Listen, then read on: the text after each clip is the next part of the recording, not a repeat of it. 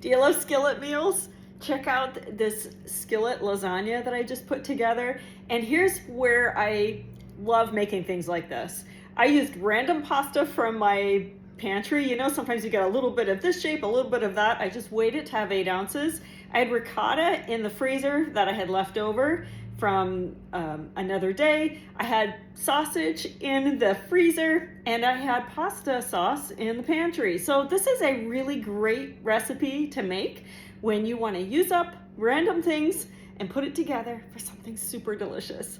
I start by browning the Italian sausage in my stainless skillet. Take your mix and chop and start breaking up the meat after it starts to cook a little bit. It'll be a lot easier.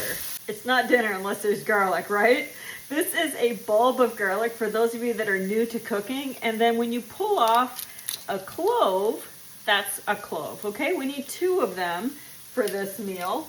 And I love the garlic press because you don't have to peel it. Just put your garlic in here and give it a squish, and that's it.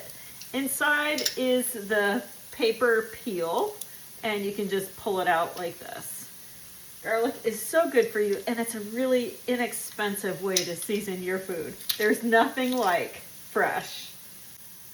Now, I'm cleaning my pantry today to use this up. So I'm not using lasagna noodles. I'm using 8 ounces of random pasta that's in my pantry. There's some bow tie in here and penne. I just weighed it to make sure it was just enough. And we'll just pour it over the top. We'll add a full jar of pasta sauce. I like the Rao's brand because it doesn't have sugar in it. So if you're trying to eat healthier, that definitely is one way that you can do that. We're gonna pour it right over the top. And then we need 3 cups of water to add to the skillet. I like to pour some of that water into my jar first just to clean it out. Rao's is not an inexpensive sauce brand, but you can get it cheaper at places like Sam's Club or Aldi. And we want to get every last bit of it. So we'll add the rest of the pasta. Are you a fan of skillet meals? Is that something you really appreciate? I know I do. It's easy. It means there's fewer things to clean up, and it comes together quickly. So I'm just stirring this all up, and basically we're just gonna let this simmer until our pasta is done. So we'll add a lid.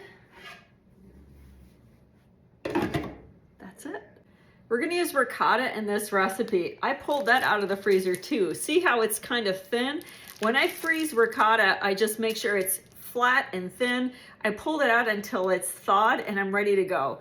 Oftentimes I can't use a full container of ricotta, so freezing it for recipes later on is one way for me to avoid food waste. While my pasta's cooking, I'm gonna mix up the cheeses. I've got the ricotta. I am adding an egg here. You can skip that if you want to.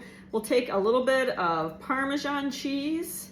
If you've got some fresh parsley, you can use that. I don't have any today, so I'm gonna use green onion. So pretty much if you can find something green, like your green onion, it'll be just perfect. If you don't have that, but you've got spinach or basil, get that minced up and you can add it over the top.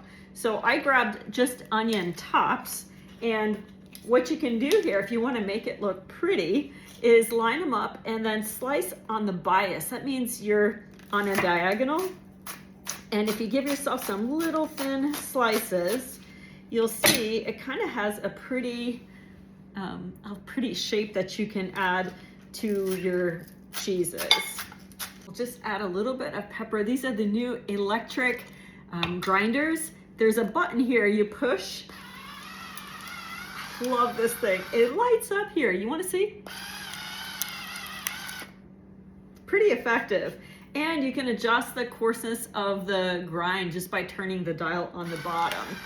I'm gonna skip salt today because there's plenty of that in the cheese. Give everything a nice mix, and this is gonna go on top of our skillet. Now I did reserve some of those green onions to go on top for garnish. Let's take a look. Periodically, I like to give everything a stir just to make sure that we don't have anything sticking on the bottom. And you can scrape it from the bottom. If you noticed when you were cooking your sausage that there's it's sticking a little. It's called fond.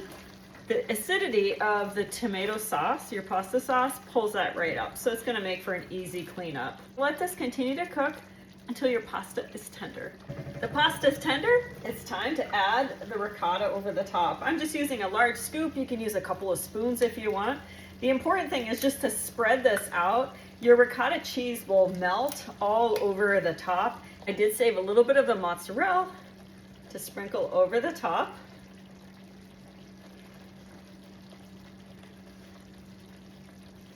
And then we'll take those green onions.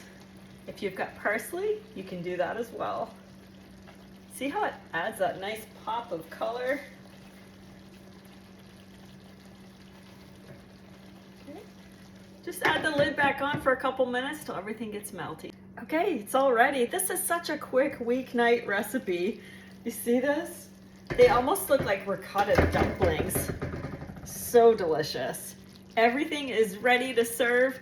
And because I used random pasta that's short, it's super easy to scoop up into a plate as well. Have you seen this scoop and serve spatula? It's perfect for this. It's kind of like a shovel for your food, and it's silicone, so it won't hurt your pans. Just dip into there, and you don't have to disturb the yummy stuff on top. Look at that. Okay. Oh, cheesy goodness. I'll grab one more scoop. There we go. Perfect weeknight meal. I hope you'll give it a try.